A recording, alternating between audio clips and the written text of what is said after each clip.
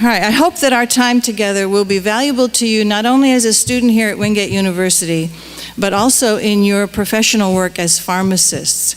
And we are talking about the ADA and our responsibilities as a society towards disability needs. And this is information you will be able to use in your workplace. And again, also as students. So that's my name up there. I think if you don't know where the Disability Services office is, I should tell you. We are on the second floor of the library in the Academic Resource Center. So a very convenient location. All right, well, just briefly, the objectives, of course, are disability awareness. We'll talk about some legalities, again, that influence how we respond as an institution and as individuals, the role of the Disability Services Office on this campus, and policies and procedures. Well, we've had a lot of growth in programs at this university. I've been here 22 years, and the last few years have just been exponential in growth. Of course, you all are part of the contribution to that, and we thank you, and you have a lovely building. I have 1950s furniture, so you know I'm very, very envious. But the stuff is made out of solid wood, and it won't break, so I don't think they're ever going to give me new furniture. It's solid. Anyway, in the growth of our programs, through the graduate programs, the undergraduate program, the last 2 years we've had 250 more students each fall enrollment than we've had before.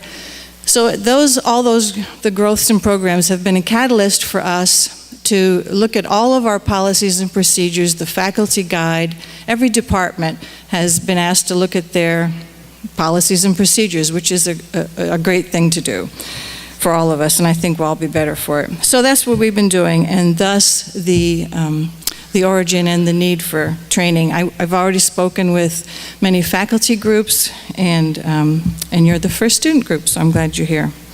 So I take this as an opportunity for me, and I hope it's an opportunity for you. And like I said, I hope you can gain something from this. My father, who didn't have formal education, encouraged his children to get education. He said, learn all you can in any circumstances, because you never know. Education is like money in the bank. You never know when you'll need it. So I hope you'll put this information somewhere and can draw from it when you need it. As far as disabilities, that is, of course, the focus of this presentation. And I consider it's just diversity in our population. So think of it in that aspect. There's a lot of diversity on this campus and in the general population. And people with disabilities make up our largest minority group in this country. About 20% of the population in this country has declared a disability of one sort or another. This is the university's official commitment. You'll see it in the handbooks, in the catalogs, and everywhere. And you can read that for yourselves. I've given you the PowerPoint, and this PowerPoint will also be available to you on the Disability Services webpage, because I have several links in here that you may find useful for future reference, some video clips if you want to look at them again, but I thought it would be, that way it's accessible to everybody. I don't think we have to read that. All right, and the role of Disability Support Services. That's my office, but my office is me, okay? I say that, you know, we have the Office of Disability Support Services. I do have some student staff and an administrative assistant, but basically it's me, right? And this is the designated office for all of the colleges, schools, and programs within Wingate University to help with our compliance related to disability laws and regulations, and to assist our students in providing accommodations to them and meeting their needs. So this is where the decisions regarding accommodations are made. And I know some of you are aware of this and some are not, so that's why we're doing this, so everybody at the university is on the same page and has the same information. We work with any accommodations requests or special needs for academic and non-academic accommodations. Yesterday I was informed that there's a science lab on the second floor of Bridges, and a student who uses a wheelchair is in that science lab. There's no elevator or access to the second floor of Bridges. So I was called, and I'm helping to figure out what to do with that. Besides physical access, non-academic accommodations could include participation in university services or programs, including housing, including committee assignments, communication with faculty and staff. It could include field placement, lab experiences, and judicial hearings, anything that students need to participate in which there might be barriers for them to participate on an equal basis. And we do this because it's the right thing to do as a society, and as a society we've decided to enact laws to protect the rights of people with disabilities. And these are the two main laws, the federal laws. There's also state governance and guidance. And these are broad statements about accessibility. Section 504 is enforced by the U.S. Department of Education, the Office of Civil Rights, and the ADA is enforced by the Department of Justice. All right. Section 504 of the Rehabilitation Act. Let's have a little history about this. I thought it might be instructive to let you know where some of these acts came from. You've heard of the Civil Rights Act of 1964. I was around at that time, and it gave rise to other civil rights movements. You've heard of the Fair Housing Act, perhaps, the Voting Rights Act, but there was no protection for people with disabilities until Section 504 of the Rehabilitation Act, and that was in 1973. And that prohibits discrimination on the basis of a disability towards otherwise qualified people with disabilities by recipients of federal financial assistance. Well, we receive federal financial assistance through our federal loan program for students, right?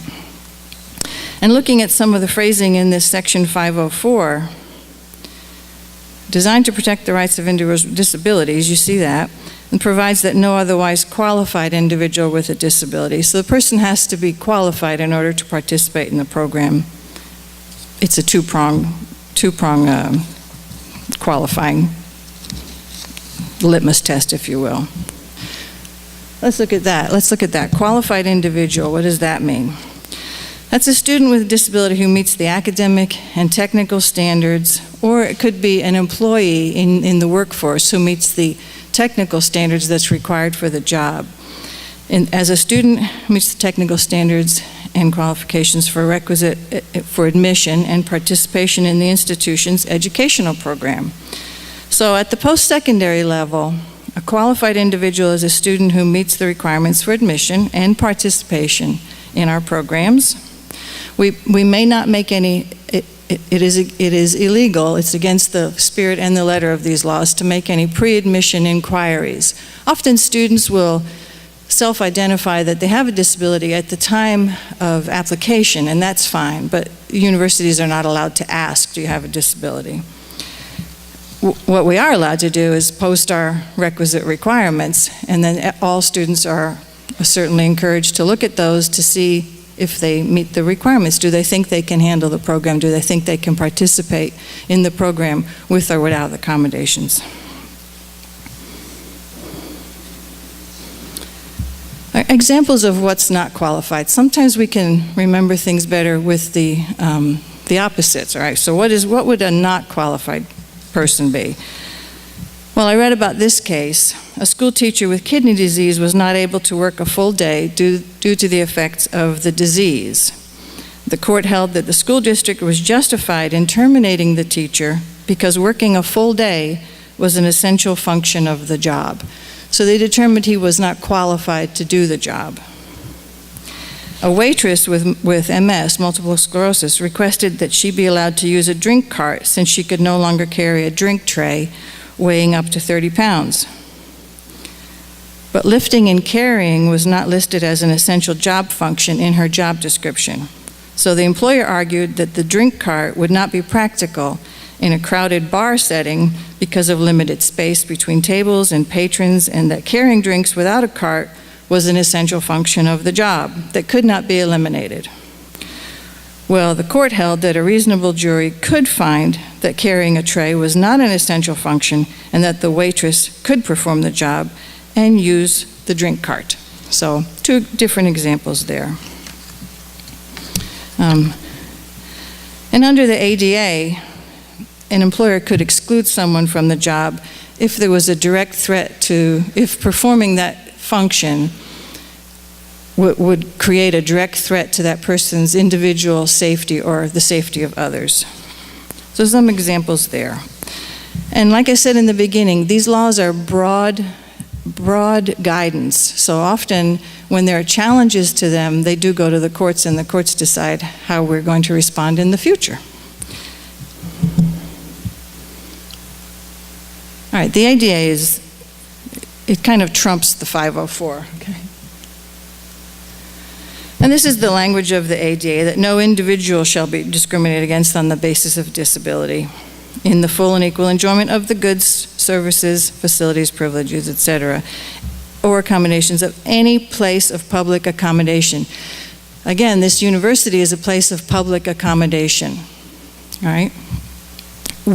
Sometimes people ask, well, does a private university have to abide by the ADA? They do if they accept federal funds in any way. And again, we do through our student financial aid. So Section 504 didn't protect people with disabilities from discrimination by employers who have public accommodations in the private sector, like restaurants and whatnot, by publicly funded programs, and by those providing federal financial assistance. So it took the ADA to address those areas that were not covered by Section 504, and that didn't come to pass until 1990 with President Bush, signed that into law in 1990. And then recently, another reason for all of this attention to how we respond to these laws is the Amendments Act, the ADA Amendments Act, which was signed into law on May 24th of this year. It became effective in a way that had us look at it. It broadened the scope of who would be eligible, and it provides an expanded definition of who might qualify for accommodations, both in school and in the workforce. And it also particularly notes that attitudinal and environmental barriers can be forms of discrimination which prevent full and effective participation on an equal basis. And that's the goal, full and effective participation. And that's one of my roles in the office, is to ensure that, but also to look at if someone's asking for accommodations, how are they not able to fully and effectively participate? Sometimes people will say, well, couldn't the student do this or that? And we have to look and see, is it full and effective participation? Like this situation with the lab on the second floor of Bridges, the first response was, well, Linda, just tell the student that she has to take it another time. And I'm like, but she chose to take it this time, and I'm not sure she can take it another time. We didn't know what her plans are at that time. So our first option should be, what can we do to move that lab? And if that's not feasible, we can certainly go to Plan B. But first emphasis should be, can we provide an accommodation so she can fully and effectively participate on the same basis, even with the right to choose when to take your classes? So, there's never an uninteresting day in my office, which is good, okay? I like it like that. So who's a person with a disability, okay? We go back to the definitions. The ADA defines it as anyone with a physical or mental impairment that substantially limits one or more major life activities. We'll look at what major life activities are in a future slide. Anyone with a record of such an impairment. That one might give us some pause, and we'll talk about that. Anyone who's regarded as having such an impairment, even more pause.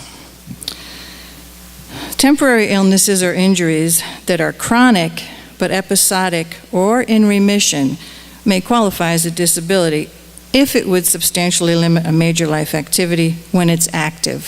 For example, the kidney disease, in that example I gave you, or mental illness, if it would impact how that person participates and substantially limits a major life activity. All right, if there's a record of such an impairment, is there a history of disability? One of the first things I do when I get for students with learning disabilities, look at the psychoeducational assessment that we require to evaluate in order to determine if they're eligible for disability accommodations is there's always a history there, because learning disability, people are born with learning disabilities. It's part of the way they're structured, just like you have blue eyes. It's a genetic component. And so is there a long history? And even if the student had been diagnosed as a child, what factors, what characteristics were exhibited until the demands of a new situation may cause the person to wonder? And then they look back on their history and they go, oh, okay, this makes sense. I struggled with this, and et cetera, et cetera. So there's typically a record of a history of this. And then anyone who's regarded as, and that often gives us pause. We're like, what do you mean regarded as? Doesn't he have to really have a disability? Well, if you keep in mind that the entire goal is always, as a society, to treat each other equally, the goal is just non-discrimination. So if we perceive a person as having a physical or mental impairment or a disability, and then we take an adverse action against that person because we think the person has a disability, like, for example, failure to hire or promote a person, we harass a person, or any other discrimination because of the characteristics of that person which cause us to believe the person has a disability, that's a form of discrimination, and there's legal action that can be taken. Now, students and employees are not required to self-identify a disability. It is their option. Up until college age, there are different laws, and that's the IDEA. And the IDEA, I don't remember what all that stands for, but Education Act. EA is Education Act, right? Individual something Education Act. Can't remember it now. But up until then, it is incumbent on the administrators and the teaching staff to help identify students who are struggling, and then to recommend testing, or to be more proactive if there's an obvious disability in making sure that student gets accommodations. Well, suddenly at age 18, they're covered by different laws, 504 and ADA. Raise your hand if you didn't get a handout. I just noticed Mandy's here with more handouts. Thanks, Mandy. All right, if you didn't get a handout, raise your hand and Mandy will come around and give that out. Thanks, Mandy. Hot off the press. I told you there was some last-minute glitches. My fault. So anyway, they're not required to self-identify, and they may do so at any time.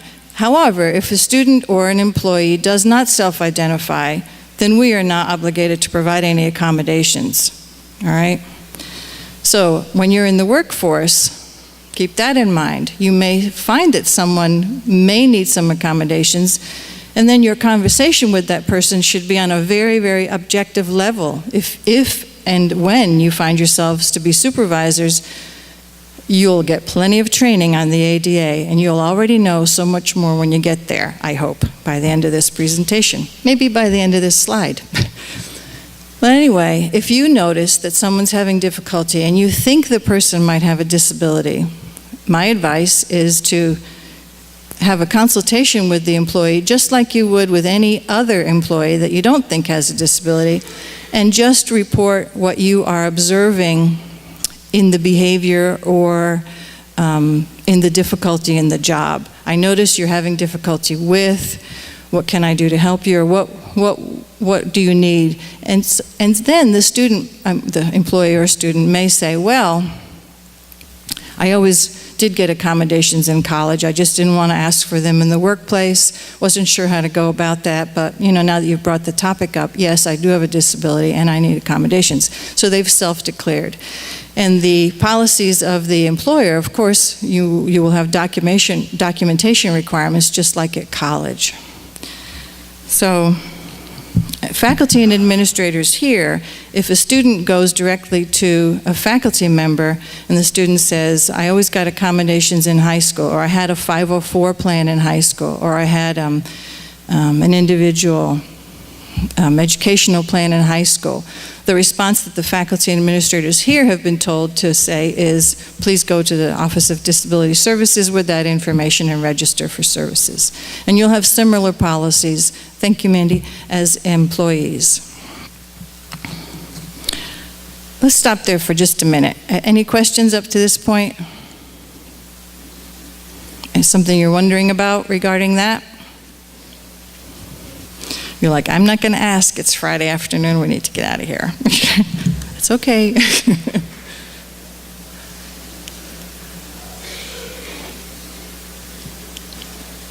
All right. Examples of physical or mental impairments. That's from bullet 1 from the previous slide. Can be all of these. Examples of conditions recognized as disabilities by the ADA. And you can see that many of us in this room have been affected by these conditions some way, maybe not personally, but certainly through family or friends, acquaintances. Again, lots of diversity in this world.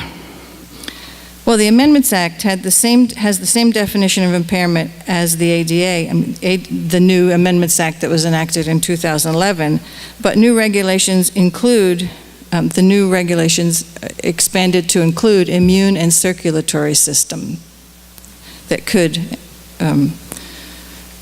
end up proving to have a substantial limitation in the task for the person. So remember that there are 2 prongs to eligibility for accommodation. One is the condition, and the ADA is constantly expanding that list, depending on what is found in the courts and what the new situations are and what the research shows us. There's constantly new research. Some of you will be involved in that in your work. So it's not only the condition. Yes, I have heart disease perhaps, but it's also the impairment that prevents access and full and equal participation in one or more of those major life activities, okay? So people may have heart disease or cancer, but it hasn't affected their schoolwork or their employment or their job. They can do it with no accommodation, for example, all right?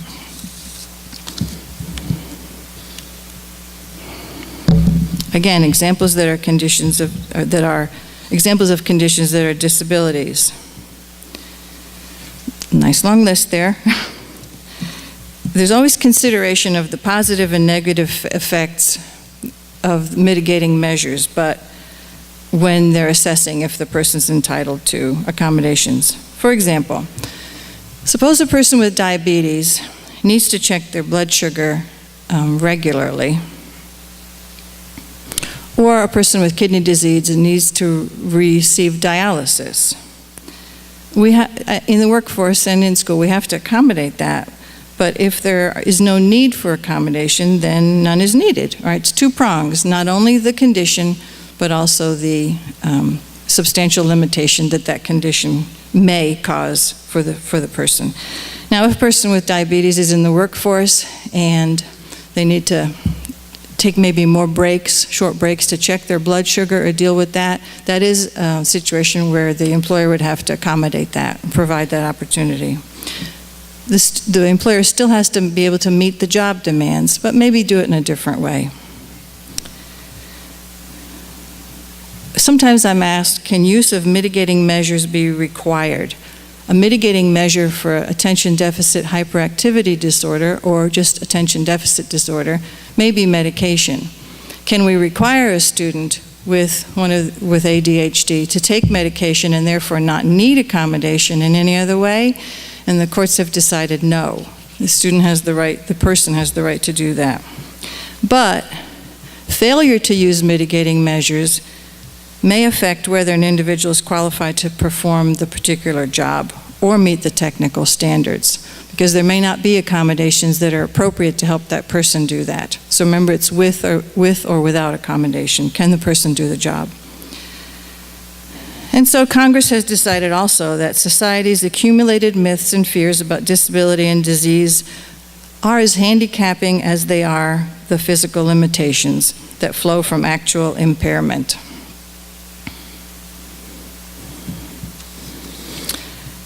I have heard from more than one student in my time here at the university that I'm afraid that if I reach out, I might have to deal with the prejudices of the professors to whom I reach out. Hopefully not, and that happens rarely, but that is one of the intentions for making this information known to everybody on campus, to make us more aware of how to respond. More major life activities, lots of stuff there, and they continue to add.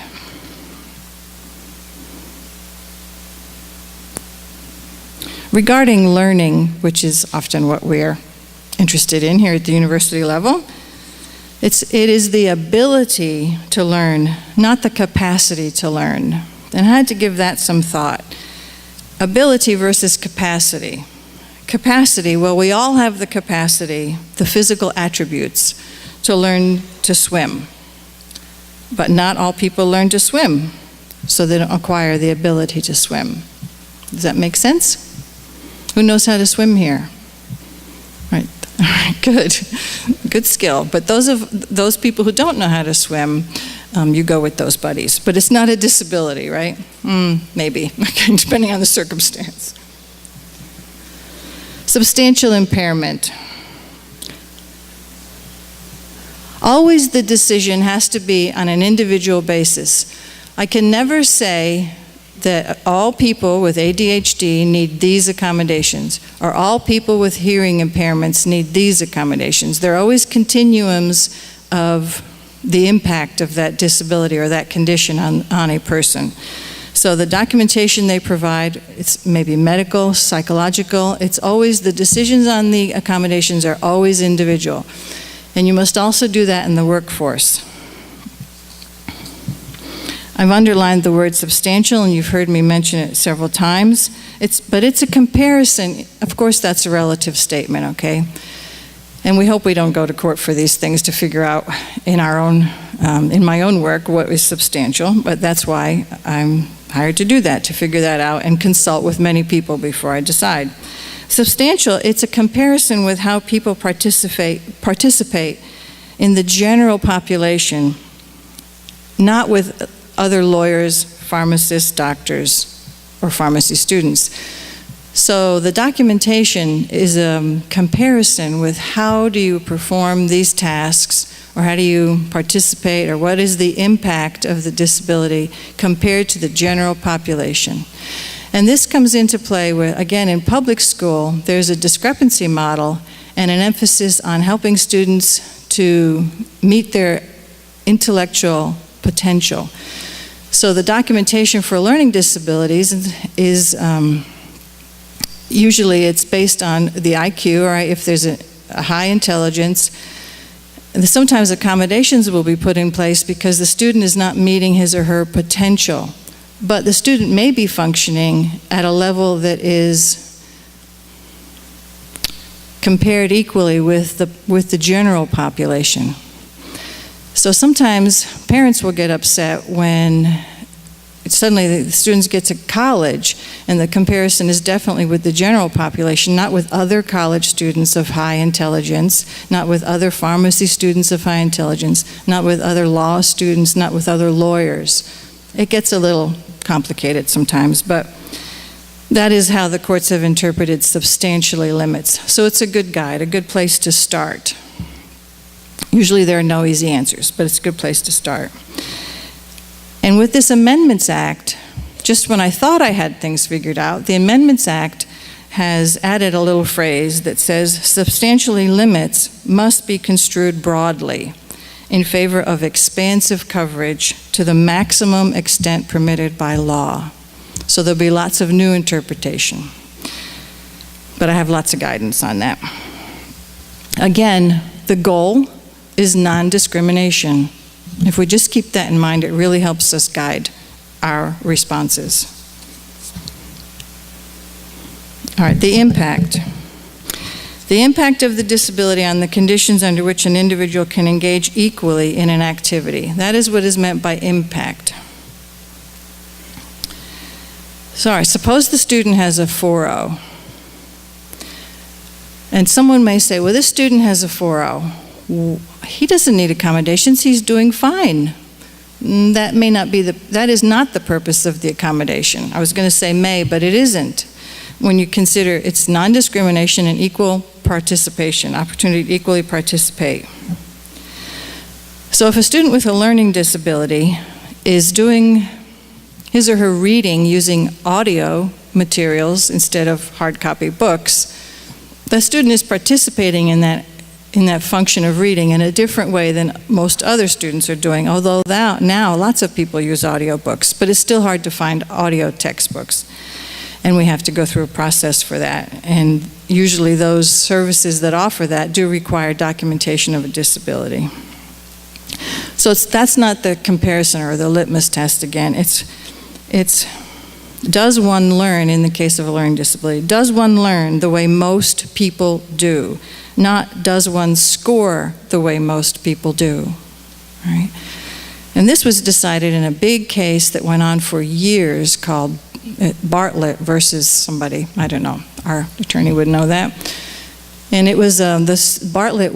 Bartlett was a law student, profoundly dyslexic, and used note takers and did lots of things in a different way. And she was asking for accommodations on that law board test, whatever that's called. And they didn't give it to her. So the case went on and on and on, and finally she was given those accommodations. And so that decision has again influenced how people respond, and it was clarified that it's not a measure of the score on everyday tasks. Or she had good grades in school, or she had good grades in her master's program, so they were like, she doesn't need any accommodations, but she did, and she had good grades because she used those accommodations. So again, not on how one scores, but how one participates. And when I read that, it made a lot of sense. So it's a comparison of the qualities of participation and the focus on how the student engages in an activity, not the outcome. And very often, that is exactly the opposite in the public school through high school level. So we can have confusions in the college level and then in the workforce. Questions about that? Comments, wonderings? Okay. All right, so what are accommodations? Well, they're simply modifications to rules, policies, or practices, could be, and it may be auxiliary aids and services. I've mentioned a few already. It's a comparison, to provide accommodations is a comparison with the way things are usually done, the way things are usually done, not what is done. Or like the reading example, all right? The reading is done, but the student did it with audio texts. It doesn't matter. The student is still doing the reading and still doing the learning. They're just doing it in a different way. Think of the use of a hearing aid. The student is hearing and learning, paying attention to the lecture, but may need a hearing aid or an assistive listening device of some sort. The way they hear has been modified. Perhaps completing the program or the work in the workforce. Maybe there's a time, sometimes we allow students to take a reduced course load so that they can complete the program, and that would be an accommodation. But they're taking longer than some students do. Many times with the students who I work with at the undergraduate level, if they have, especially in the case of a reading or learning disability affecting reading and writing and spelling, and some people call that dyslexia, some don't, but they will find it very, very difficult and a barrier to their ability to participate equally to have 3 lecture-style courses in maybe a foreign language. So they'll arrange their schedule with the help of some early registration accommodation to arrange their schedule so they don't have all those demands in the same semester. So not tapping into their disabilities, but rather helping them so they can use their abilities. So they're just doing it in a different way. And there seems to be, thankfully, and it has been going on like this for quite some time, a paradigm shift when we talk about disability services to more of a social model and away from special needs or special arrangements model. And again, that's more of a social justice model. And we're seeing a lot more movement towards that, the emphasis on equal access to a wide variety of needs. When you think about curb cuts, those were started to meet the ADA guidelines, right? Access guidelines. But they're wonderful for pushing a baby carriage, a shopping cart, a bicycle up the hill, whatever. You know, lots of us use the curb cuts for lots of different reasons. When the ladies from the cafeteria here on campus push their carts across the street to the that little coffee kiosk, they're using the curb cuts. I was recently on the Navy base in Coronado, and it's a federal place, right? It's built by the federal government. There are no curb cuts at all. They're really high sidewalks and no curb cuts. And some of the residents on base with baby carriages and children with wheelchairs are starting to bring that to someone's attention. But I guess that's been there a long time. So I'm pleased with this shift. I just think it makes everybody's life easier. And I like the idea of just ensuring equal access for people with all abilities. That is a philosophy of considering disabilities more as just a mainstream experience, right? Because if you think of it, if we live long enough, we are all likely to experience some changes in abilities, permanent or temporary. And the needs are very context dependent, right? And what I mean by that is, for example, extended time on tests. That's one of the most frequently requested and most frequently approved accommodations. It's often it is the most frequently recommended accommodation for lots of different situations. Well, in the work world, you can look stuff up. You know, if I need extended time on assignments, it's a big deal in college, or on tests, it's a big deal. But in the work world, like I did it the other night, I went home for dinner and I said, I am not finished with this paperwork and I have got to finish this. I cannot come into that office again with this mess. So I just lived 2 miles up the road, so I just came back and I stayed till 10:30. You know, I can do that in the work world, but it's quite different in the university setting. And maybe you won't have a position. I would hope you will, because you'll all be professionals, but people who are not in the professions will not have perhaps that ability, so there may need to be made accommodations. But I wouldn't have gotten any accommodations because I don't have a disability, and my boss would have just said, too bad. So I needed to get it done. In that case, I guess I would have taken it home. So anyway, the needs can be very context dependent. Now, as pharmacy students, I think you'll find this a bit interesting, that sometimes students come to me in the Office of Disability Services and will question what's going on with their learning because they're finding the demands very, very challenging, as I'm sure you all do. But this is to a different level, all right? And so they will say, you know, then I ask them a bit about their history. So I do a little informal screening to see if I feel like there is justification for this student to go ahead and get an evaluation to see if there are any learning disabilities, for example, because those are not so visible, right?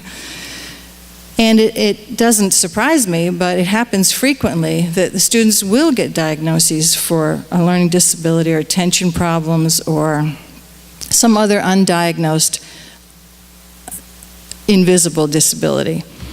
And then when they get that, it's almost like, oh my gosh, you know, I knew this. I knew this was going on with me. And it's almost like, okay, now I've seen the enemy and it's not me. I have something now I can do. Okay, I know now I can have strategies. I can work with this. It's the unknown that's scarier than not knowing. But then sometimes people say to me, how can that possibly be? How can a student get to the pharmacy school and have these kinds of difficulties? Well, the demands have changed, all right? The context is different.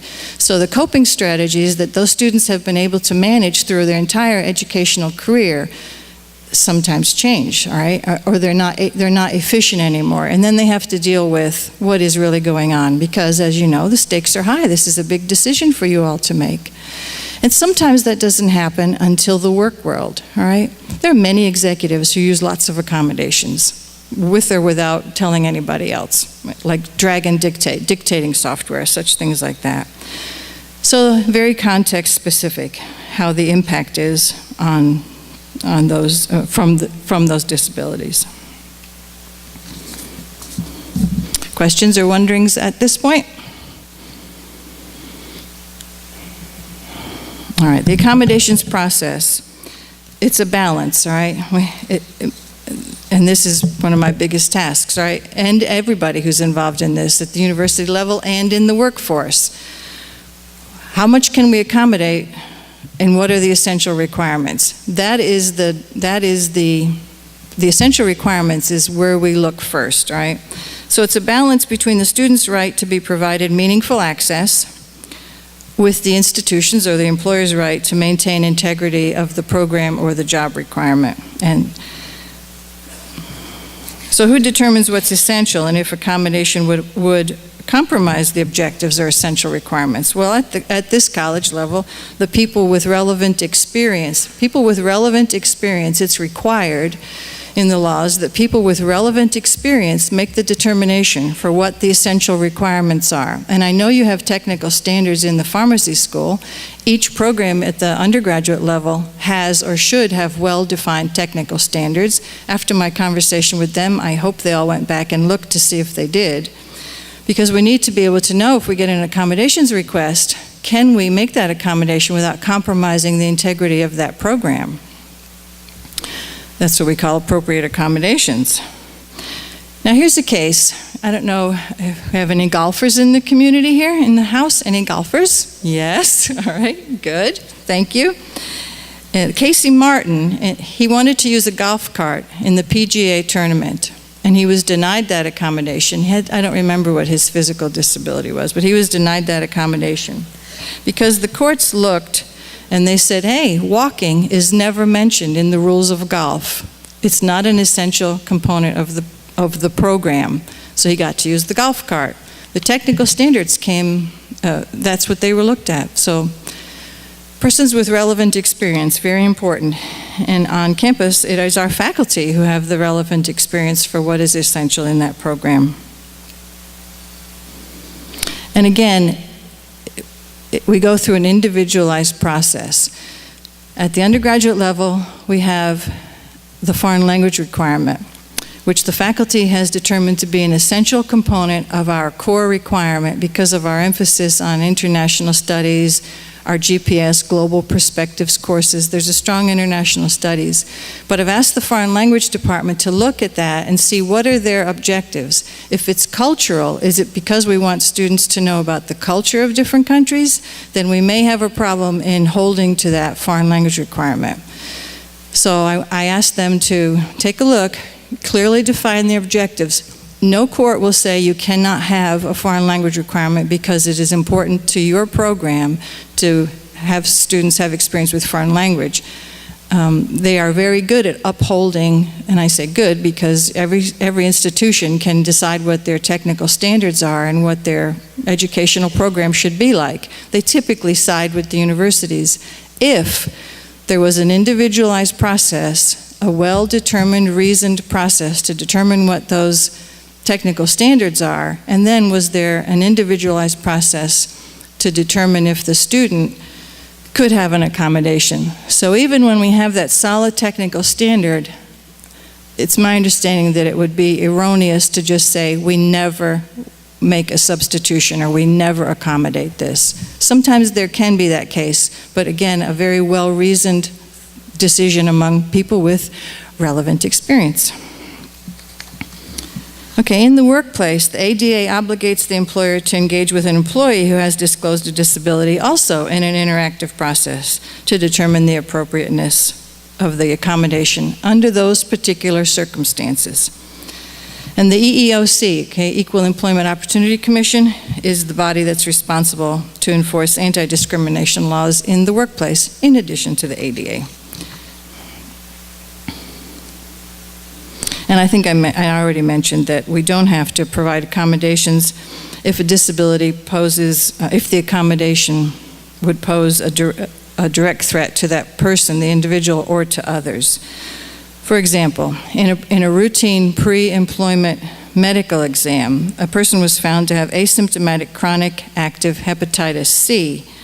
The job offer was rescinded because the person would pose a direct threat to his own health and to safety. I don't remember what the job was. But that was the decision because of the health and safety factor. Questions or wonderings at this point? All right. All right, some specific disabilities. Students with disabilities have lots of abilities, but the laws use the term disabilities, and again, the disability is substantial limitation that rises to the cause of impairment. All right, we'll look at some specific disabilities now. Learning disabilities is an umbrella term for these and other situations, all right? But I listed some of the top that I hear. Dyslexia, difficulty with language. It's not just difficulty with reading, it is language development. Dys meaning difficulty, lexia from language. Dyscalculia, difficulty with calculus, right? Math, right? Dysgraphia, writing, physically writing, right? And aphasia is just general language, speaking. 31% of students with disabilities have learning disabilities. So 31% of students who declare a disability in the United States have learning disabilities. Thus, my emphasis and my first slide on learning disabilities. And I wanted you to know that learning disabilities are neurological disorders, right?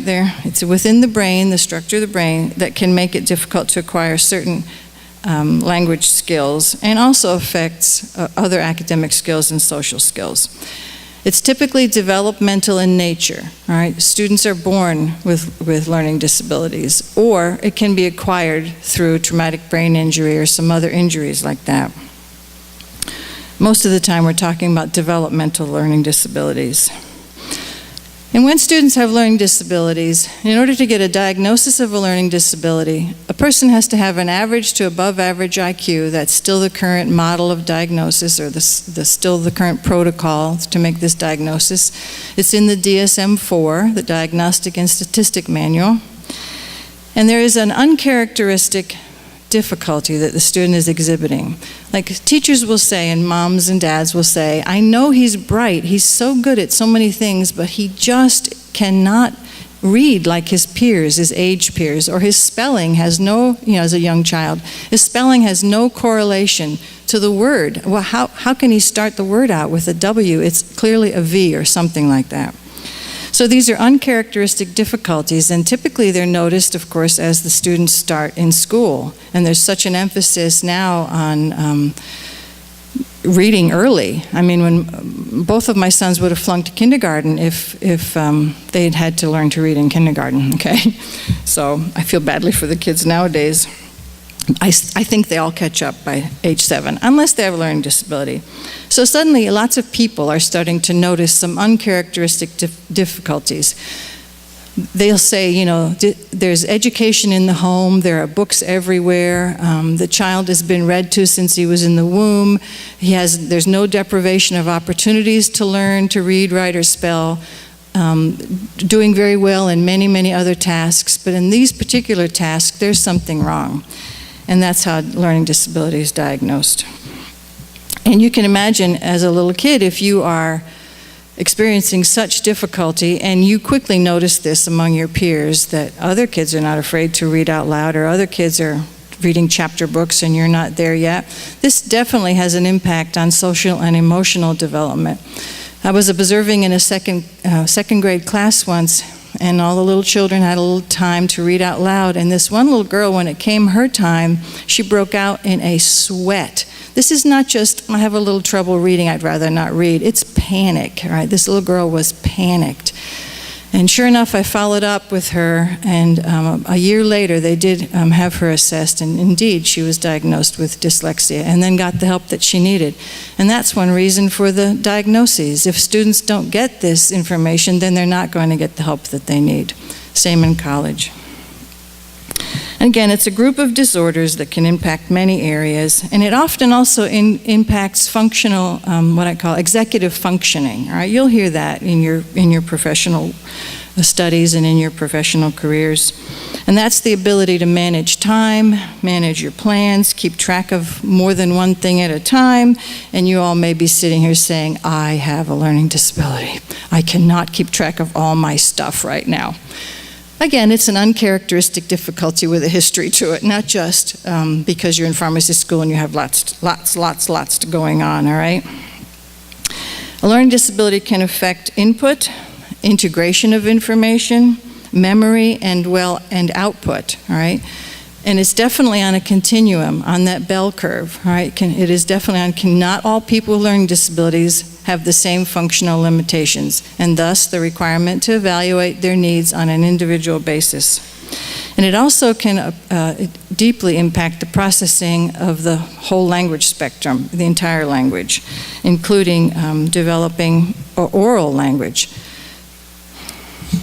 So it's a language disability. I think on the next slide, yeah, I have a YouTube clip. This is dated. You'll see the hairstyles, but it's a classic, all right, and I use it a lot, so it's very short, and I'm going to go ahead and, if people, wherever they are, will help me with this, Nolan and Mark, to go ahead and click on that. Thank you. Learning disabled kids have a difficult time processing the language. As a result of that, if I ask a group, a mainstream classroom, 4th grade class with some learning disabled children and some non-disabled children, and I say, would you please tell me who was the first president of the United States? The non-LD children are processing an answer. The learning disabled children have to process what? The question. So in effect, they have twice the processing load to do than the other students in the class. So even if the class is moving at a normal rate, to the LD child, it seems to be moving at this breakneck speed as we've been talking here. So you say, who was the first president of the United States? The non-LD kids are processing an answer. The LD kids have to process the question. They actually have to go, okay, let's see who. It means it's going to be a person. Was means he's probably dead. First, the one at the beginning. President is probably the one in Washington of the United States. President of the United States. Okay, who's the first president of the United States? Oh, I know that. He raises his hand. Everybody else has gone to recess. Because he had twice the processing load to do. Lee is my non-LD child. Stephanie is my LD child. And I say, Lee, could you please tell us the name of the book we're reading today? And she says, Huckleberry Finn. And I say, Stephanie, could you please tell us who wrote that book? And she says what? Huckleberry Finn. How many times does that happen to you in the classroom? Why? Because what happens is Stephanie is so busy processing the first question that she misses the fact that Lee responded to it, misses the fact that I asked the second question, and responds to the last question that she processed. But of course, what happens in a typical classroom? What's the name of the book we're reading, Lee? Huckleberry Finn. Good. And Stephanie, who wrote it? And she says Huckleberry Finn. The whole class laughs, and we say, Stephanie, leave the room. You've disrupted my class for the last time. Now that teacher would not punish Stephanie for being unable to read or able to do math because she understands a learning disability. And yet the child will be punished for having a processing difficulty, and all of those problems are caused by the same thing, which is this inability to process language. So as a teacher, what do you do about that? There are some techniques you can use. Let me show you one very quickly. Stephanie's the LD child in the classroom. What I do is I take Stephanie aside sometime when no one else is around. Just Stephanie and myself. And I sit down and I say, Stephanie, you're having trouble with my lectures, aren't you? Yes, I am, Mr. Lavoie. You talk so fast. Well, as a matter of fact, Stephanie, I don't talk too fast, but it seems that way to you. So here's what we're going to do. We're going to make a little deal. Because I'm sure not only is it difficult for you to process, but you're also nervous that I'm going to call on you. Yeah, I'm so nervous you're going to call on me that I lose track of what you're saying and it makes it worse. Here's the deal we're going to make, Stephanie. I will never call on you unless I'm standing in front of your seat. So while I'm over here lecturing, you take all of your energy and you put it into concentrating on the lecture and understanding and processing the lecture, and don't worry, I won't call on you. So the next day I come into class and I'm standing over here and we're talking about the War of 1812, and I'm throwing questions at Maria and at Kit and at Jody and at Kara, and then I look over at Stephanie and I kind of move over in front of her desk and I say, and Stephanie, maybe you could tell us who the president was during the War of 1812. And she answers the question, I say thank you and move away. No one else knows that went on. And of course what I do is I ask her questions I know she can answer, and eventually I'll be over here lecturing and you begin to see her hand goes up because now she understands that she can survive this experience called volunteering in school. All right, thank you. Now, for those of you who have children with learning disabilities, who have family members with learning disabilities, perhaps children in the school system, nieces, nephews, brothers, sisters, anyone you know, I want you to show them this video, the entire thing. Like I said, it's a classic. Every teacher should see it. The entire video is like an hour and 15 minutes, and it's just really, really good. And he's done some more recent work, but this one continues to be a classic. So what about, so put this in the context of college level work. That's not likely to happen, that a faculty member is going to do what Rick Lavoie just said to do to help that student, but thankfully with technology, sometimes the professors will share their PowerPoints ahead of time for the whole class, all right? Equal access, universal design we call that. It helps everybody, like the curb cuts. If we can just have a little notice, all right? The syllabi is a great example. To have syllabi to know what's coming up. This is a great help to students who are totally not comfortable with the unknown and being called on at the last minute like that, because they're processing how their response is going to be. Questions, observations, comments about that?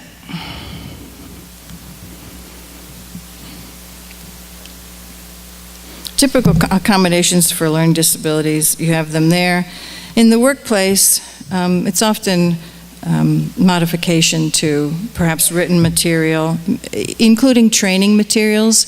Well, thankfully now we can have them in audio format, we can have them online, we can have them in hard copy, which is nice for people with all abilities. Policy manuals, even applications. Okay, online applications might not be so friendly to people with vision impairments. Sometimes now that's the only option, to have an online application, and which is great if the designer of that application and that web page has been sure to incorporate concepts of universal design. And that's why sometimes you see documents on the web in different formats so that screen readers can read them.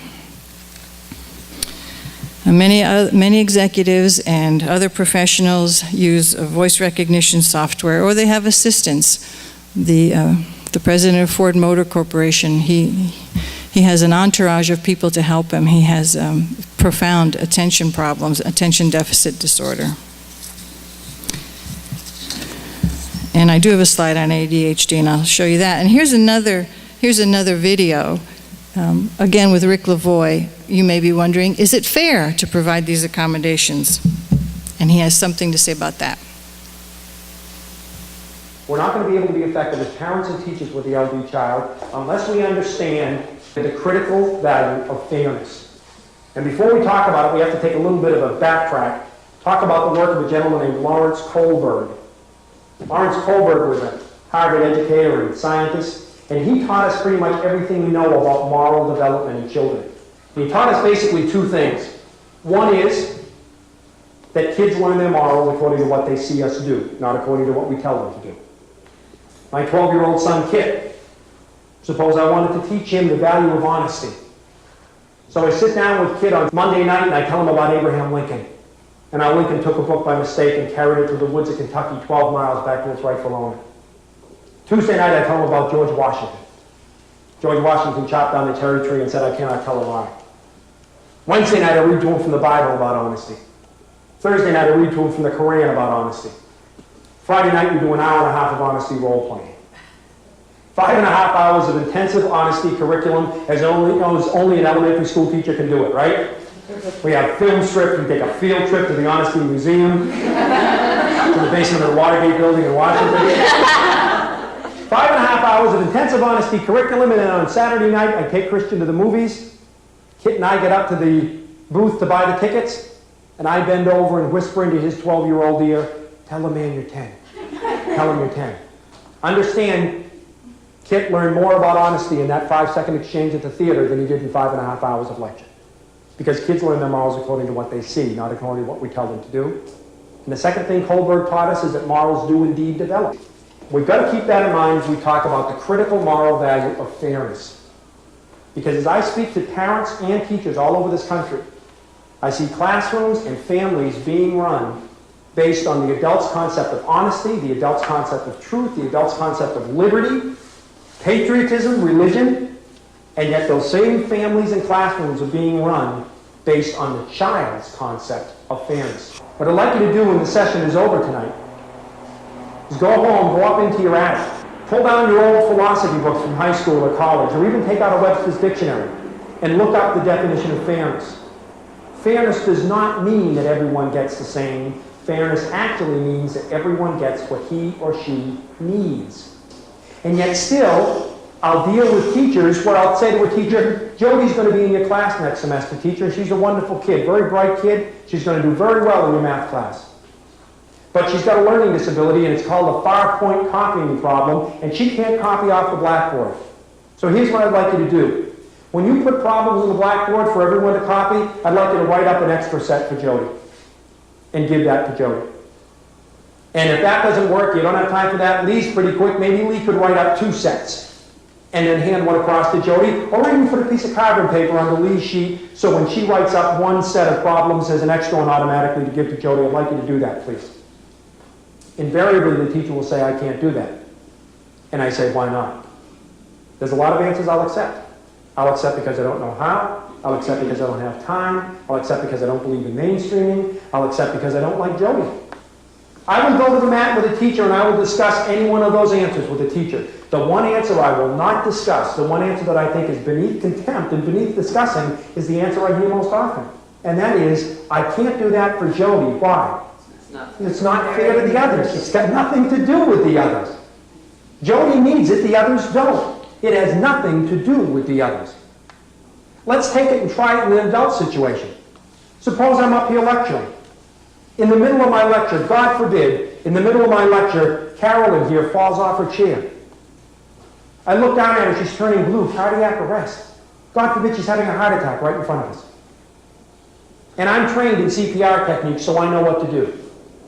How ludicrous, how unfair, how absolutely foolish and unethical would it be for me to say, hey, Carolyn, I'd like to help you, I really would. But heck, we've got 30 people here. I haven't got time to give CPR to everybody, and it wouldn't be fair to only give it to you. But the teacher who says, I can't help the LD child because it's not fair to the others, is working at the same moral level as a 10-year-old child. Thank you.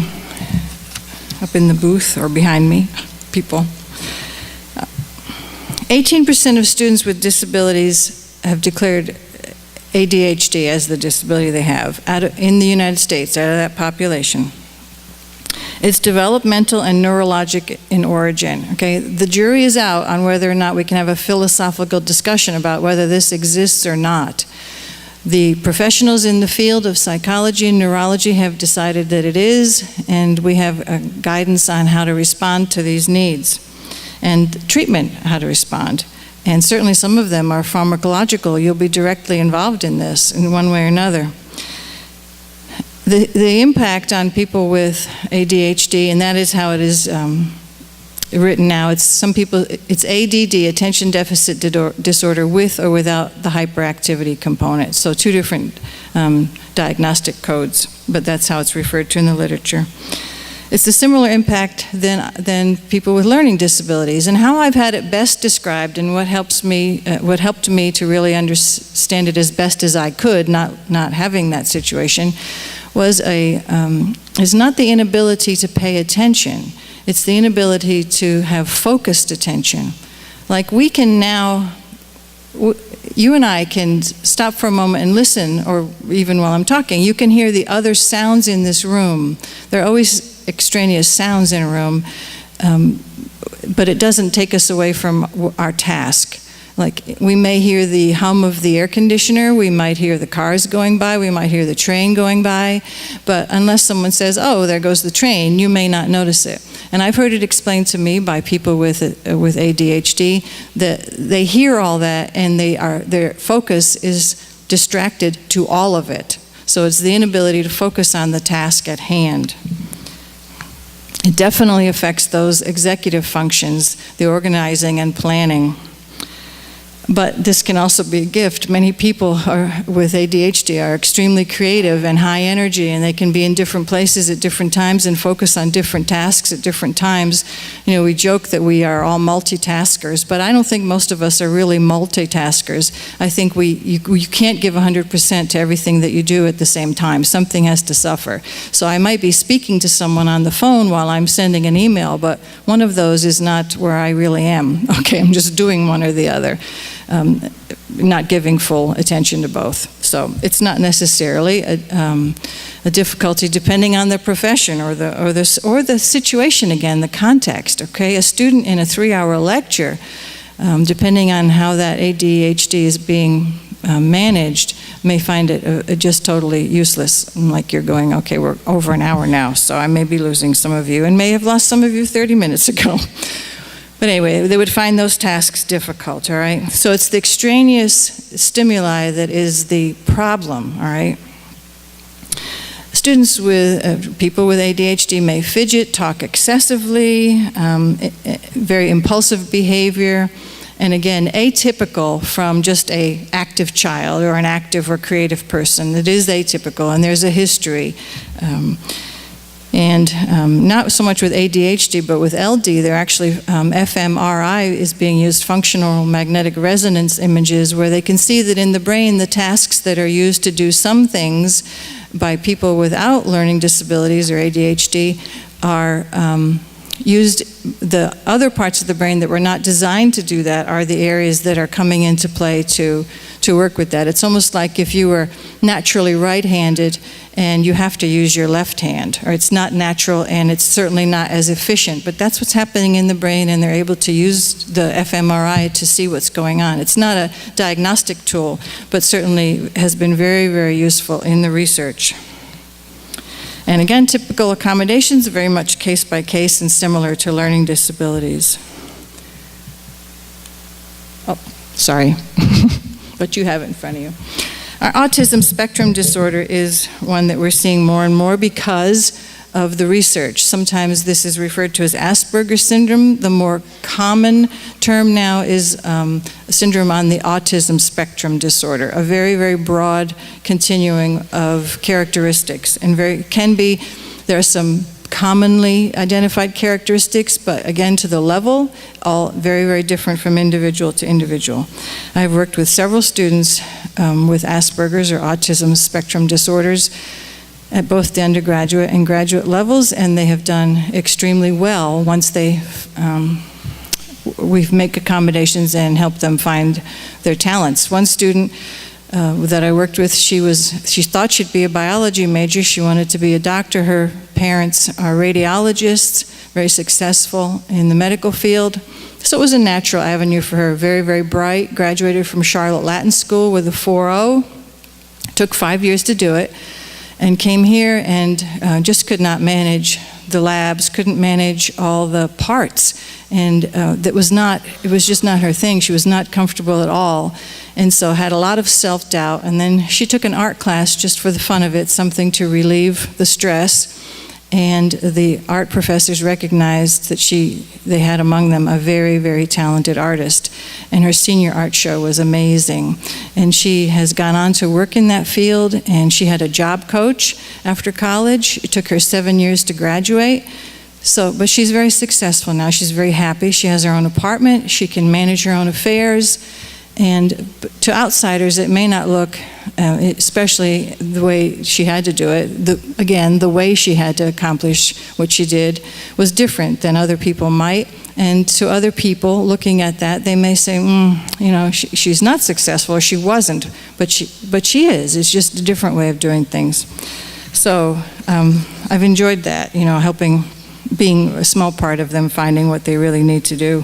I've heard it referred to as a complicated learning disability. It's diagnosed on behavioral characteristics. There tend to be more males than females, and more heritability. The heritability is higher than with diabetes, all right? And I wanted you to know about this because the research is coming on so fast about it. I'm sure you've heard about it in the popular press. You may have seen things on the public TV and radio stations about it. Years ago, someone asked me, are there just more dyslexic people now than there used to be? And I said, no, I don't think so. I think it's just there's more awareness. There's more research, which causes more awareness, which then helps people to get the appropriate diagnosis and appropriate assistance. And the variety of symptoms, this is a broad spectrum of varying symptoms. It affects people in different ways. Often, a diagnostic feature is often impairment in social interaction, very repetitive and restricted interests, which was great for this artist, all right? She had restricted interests in art, okay? No problem, except she would tend to become very obsessive about her projects. She was doing a 3D scarf, of course it was 3D, and the tassels would not line up. And she had worked on it, and she says, I can't get an A in this if I don't get these tassels lined up. And the project was due like within the hour. She was coming completely unglued, even though she has a lot of support on this campus. And I just finally said, is this a B? And she said, yes. I said, great, turn it in, you know. But she needed that assistance to kind of get over that hump. And like I said, graduated from here as well with a 4.0, with a BFA. Lots of independent decisions need to be made in a BFA. Another student with Asperger's came to me and he said his diagnosis and his information from his psychologist were he will not be successful in a foreign language. It would be a formidable task for him. And I thought, oh dear, what are we going to do? And the student, I didn't ask, he came to me and he said, you know, I've always wanted to study German. Could I? And I said, you certainly may. He never saw that letter from that psychologist or that doctor. The parents had sent it to me. And thank goodness he didn't, because the power of the expert in words like that is very, I mean, it's just very powerful. The words of the expert, negative or positive, very, very powerful. And can help a student define erroneously how they might do. And he had a tutor 2 times a week in German, and he did fine. He got a C, and he was very accomplished in that. I don't know if he uses it now, but he graduated with a B+ average, and we're all proud of his accomplishment in German. Typical accommodations for this are assistance in communication. All right, I helped that student communicate to her faculty member. She just wasn't able to articulate what was going on with that scarf. Sometimes I said there's job coaching. There was job coaching for that student. Sometimes counseling, sometimes not. All right, again, on a continuing. Extended time to compensate for those processing deficits and integration of ideas, very much like learning disabilities. And for auditory processing, perhaps copies of slides or peer notes or peer note-taking support. Like that video said, you know, he said, could we do 2 copies of slides? Well, now we have PowerPoints, and, you know, it's just they're supposed to be points. So still sometimes we need audio recordings or the support of a note-taker, and that's the appropriate accommodations for that, depending. I do have a video on this, do I? Yes. All right, this is the last one, last video. So they're going to, thank you guys. Your general opinion? Asperger's is a bit like social dyslexia. It's a bit like if you're in a city where the traffic lights system all of a sudden changes, so that the red means green and green means stop, and you have to calculate what you're interacting with people. If I was talking about something familiar that I know a lot about, I can talk to people, and they wouldn't really be talking back to me. I could tell them things. And that gets rid of that kind of social dyslexia, because you're not then listening to people. It's not a social conversation. Then you don't have to look at their body language or know if they're not interested, and you don't have to do that. You just talk at people, then all of a sudden you're just kind of dominating conversation. People with Asperger's syndrome are quite unique. It includes people that have significant difficulties in social relationships. The way their brain is wired really doesn't give them the opportunity to connect the information that they see and that they've observed over the years so that they can be effective in having good social relationships. So they tend to be clumsy and awkward socially.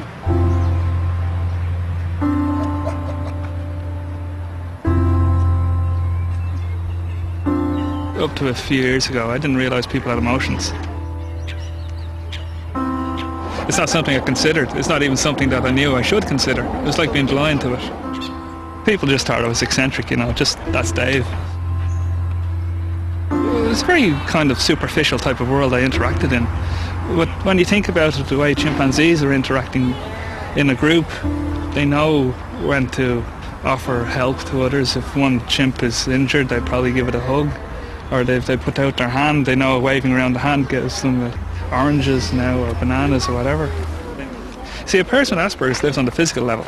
If they can see, touch, measure, that's what's real to them, whereas emotions are invisible, you cannot see them. So we don't consider that, or don't know that they're there to be considered. David, can you tell us the kinds of problems that you've had, or the difficulties that you had that you'd like some support with? Well, essentially the thing with Asperger's is it's difficult to make friends. You don't really feel familiarity for people.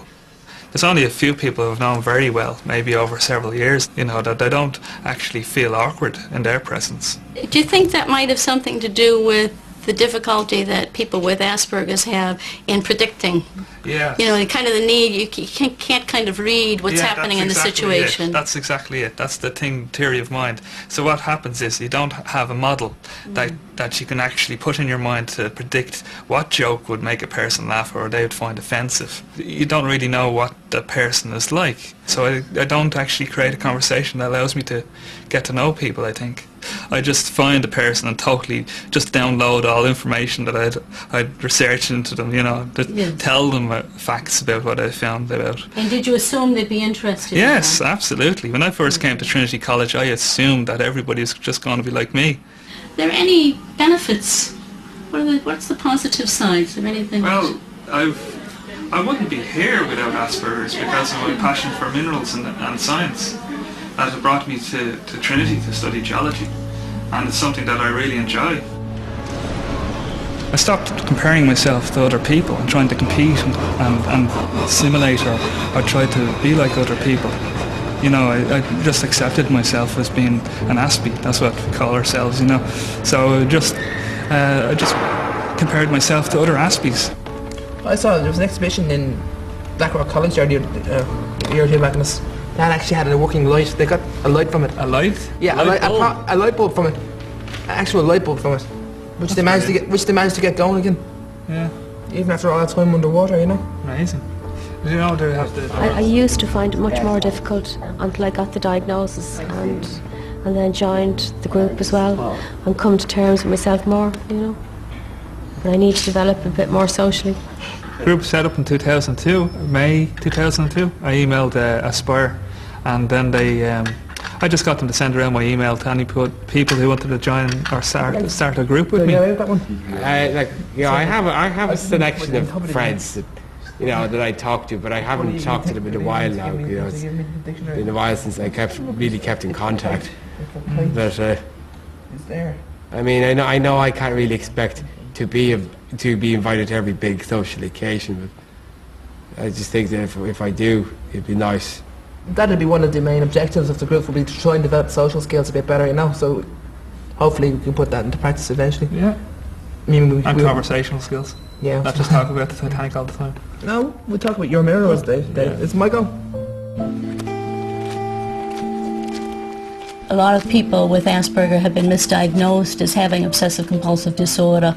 They certainly have the behaviors that fall under that category, more around collecting things or having a particular body of knowledge that would be excessive for someone at their age. Maybe a 10-year-old would know everything there was about the French Revolution, and you'd say, well, this is intellectual brilliance, but it's kind of isolated and not terribly appropriate or common for a child that age. What I have my hand on here, it's a fault line. It's about 40 kilometres long. It begins from southern Tallaght, continues all the way to the Kings River. The actual fault zone itself is about 20 to 40 metres wide, and it's mineralised by iron and manganese. The brown colour that you see in the rock here is actually iron. Goethite is the name of the mineral. And there's also another mineral called hollandite and cryptomelaine. The rock itself was formed when the fault moved, actually kind of moved in a way that actually pulled apart the two sides of the fault line. And as a result, the hot water came from below. It's about 200 kilometres.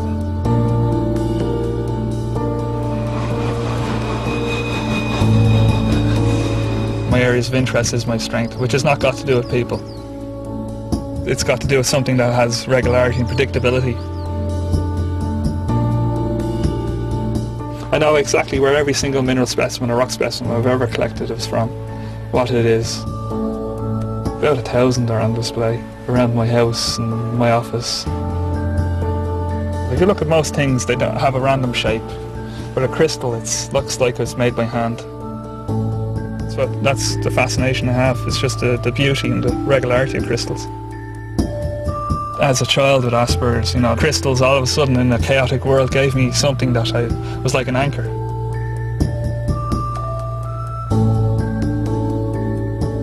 Any kid that's different from other children, they get bullied. I literally, when I went to primary school, I remember after the summer holidays that I didn't want to talk to the other kids because I knew when I talked, I'd talk about astronomy. I didn't put the two together. I didn't know that when I talked astronomy that was causing bullying. So I was bullied nearly every day for years. One of the things that happened that probably insulated me from any negativity is that I had a primary school teacher in 5th and 6th class. And what he did was put me on a stage play as a space alien, which is what the bullies were calling me. They were calling me a space cadet, space alien, star boy, star kid. I was into astronomy at the time.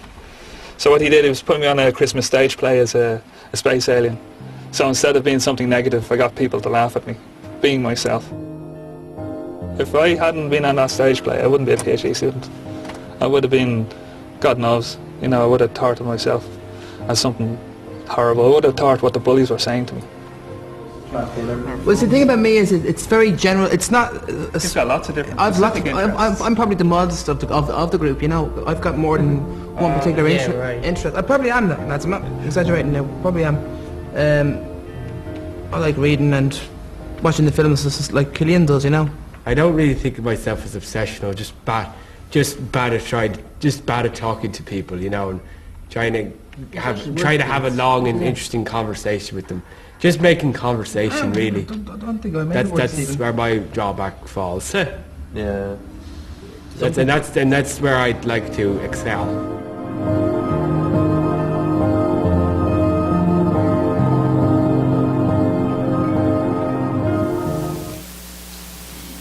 All right, again, the importance of this one is because it manifests very much like a learning disability, and that's most of what we deal with in the accommodations process. And I think we'll be seeing more of this, and you will definitely face it in the work world. All right, hearing impairments.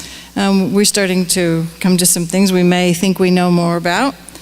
But also, hearing impairments are on a continuum, and so the accommodations process is the same, individual basis. Sometimes students with hearing impairments are completely deaf, and sometimes they have difficulties just in certain situations, certain listening situations. There is a sensory deficit known as central auditory processing deficit, and that affects processing of sounds, especially with background noise. And it definitely can affect learning because we're back to that processing, all right? And also we see more of that. And students with hearing impairments may need written directions instead of just oral directions. Nice to have that on a board or in a PowerPoint. Maybe need written lab instructions to support the less reliable sense of that hearing and processing, auditory processing. Other visual aids, perhaps just repeating of questions and statements from others. For students, study groups can be very effective, so the student can have the information again that way. And also, thank goodness we have technology. And of course, hearing aids, FM systems are like in the gym. When you get on the gym and you tune into a certain radio station, you can watch that program on TV in front of you on the treadmill. It's an FM system.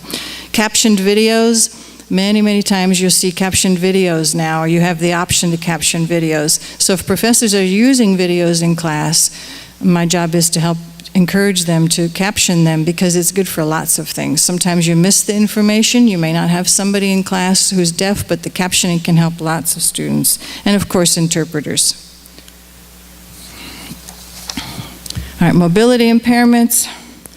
Their origins could be from neurologic origins or orthopedic origins. Neurologic would be from an accident, perhaps, a head injury, perhaps congenital anomalies like cerebral palsy, a disease like polio, MS, and orthopedic, spina bifida, MD, arthritis. My point with this is that with disabilities that are more obvious, like mobility impairments and blindness, we're more accepting of the challenges those people face. But I just encourage you to not make assumptions about what a person can or cannot do. Things are not always as they seem, and that's the life lesson, okay? Last semester, 3 students who use wheelchairs on this campus decided to take tennis. I didn't know anything about it. I wasn't asked for any accommodations, and they participated in tennis. I mean, years ago, would you have thought that was possible? Of course it is. Think of all the things that you know now people with mobility impairments are involved in. All right, responsibilities, the students and the institution. We've touched on this, but students and employees have the responsibility to self-identify, to indicate the need for accommodation, and then to support that request for accommodations request with appropriate documentation. And we have documentation guidelines on our website with disability services, and so does every other school and employer and agency. That's one of our institutional responsibilities. And again, we provide opportunity to students to participate. We have an obligation, a legal obligation, not to discriminate as a university community, okay, and provide for dispute resolution. So the student can fully and effectively participate. You've heard that before.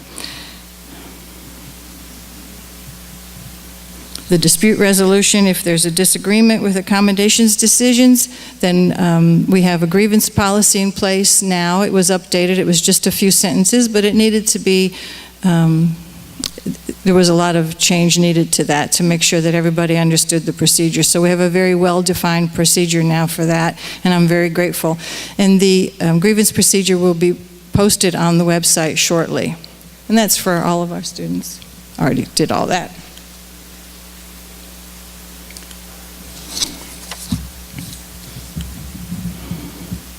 Who can file a grievance, or who may file a grievance? Any Wingate University student in any program on this campus. And you can read that. There's an informal grievance procedure, and it begins with my office. If someone has a complaint with an accommodation, the student would speak with me. If the complaint is against a decision I've made, then they would go to the dean. And like I said, it'll be on the website. Now, to put a little caveat here, students with disabilities, just like all other students, have an obligation to abide by codes of conduct on the campus, all right? One time, a student was just having terrible behavior in class, and he said, it's because I have this disability. We still have the right to hold to codes of conduct, and he was not meeting those standards, and nothing we did to help him assisted him in doing that, so he had to move on. And our harassment's a pretty big one, right? This is not just rude behavior. You will have harassment policies in the workforce when you pick up your first work manuals. There may be something in your clinical settings. You will be made aware of the company's or institution's harassment policies. And there it is defined for you, and I've underlined sufficiently severe. This is not just rude behavior. The student or the employee would have to demonstrate numerous specific incidents which unreasonably interfered with the educational or working conditions. All right, an employee failed to show that his manager's pranks were motivated by his hearing impairment. That was a case. But a hostile work environment was created when an employee was subject to constant ridicule about his depression, that he was hospitalized, and eventually he withdrew from the workforce. So the ridicule about his depression caused him to go to the hospital, and he actually withdrew, and then he filed suit. And it was the nature of the conduct that was evaluated, not the label. They didn't have to define, was this harassment? They defined it on the nature of the conduct. So a single incident or a few incidents may not necessarily rise to the level of illegal harassment. However, a single extreme incident could constitute prohibited discrimination or harassment. Again, each matter needs to be evaluated individually, and we all have a duty to report this, all right? You and I are not in the position to determine if behavior we observe from one student to another or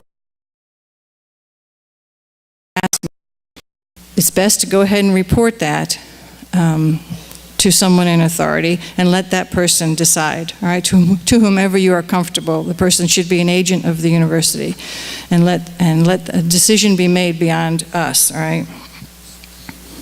Also, agents or contractors of the university are bound by this policy not to harass. They're legally obligated not to harass. Retaliation, again, there has to be a significant action as compared to trivial harm. Examples of trivial harms might include petty slights or annoyances, personality conflicts, ostracizing others, or just plain bad manners. But here's an example. An employer treats an employee worse after the employee complains than he or she did before the complaint was made. On campus, testifying on behalf of a student or communicating about wrongful conduct of an employee, student, agent, or contractor of the university in a judicial hearing and then being treated differently by a staff or faculty member may be a form of retaliation. So, of course, you can imagine we have people to go to help us determine if the behavior is to the level of retaliation.